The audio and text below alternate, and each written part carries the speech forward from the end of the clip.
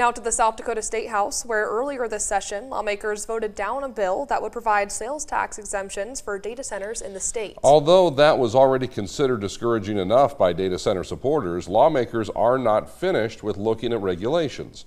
Grant Green at the State House Live and has more for us tonight. Hello, Grant.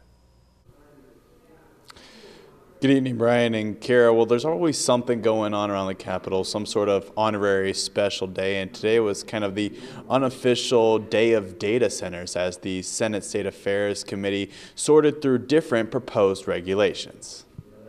Rapid City Senator Taffy Howard was unsuccessful fighting for Senate Bills 127 and 128. Senate Bill 127 was straightforward, saying data centers cannot be within a mile of a residential area and they cannot exceed a noise level of more than 45 decibels.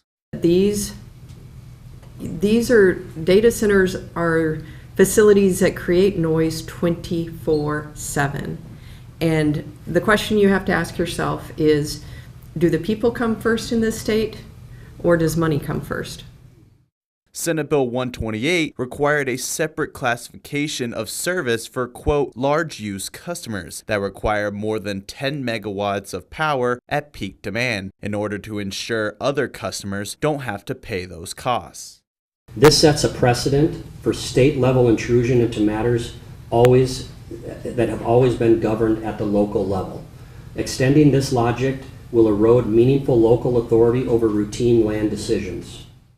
However, Sioux Falls Senator Chris Carr did enough convincing with Senate Bill 135. That measure would protect residents from increased utility costs and utility shortages caused by data centers, all while prohibiting sales tax exemptions for the data centers.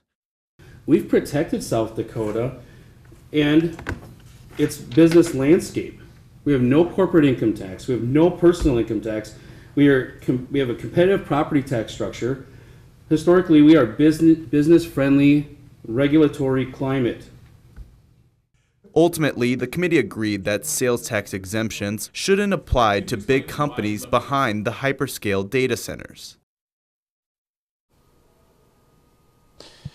And Senator Howard's third bill of the day, which was a one-year moratorium on data centers, was ultimately tabled, which means it is still alive, but it is unlikely to be brought back. Live in Pierre, Grant Green, Dakota News Now. All right, Grant, thank you.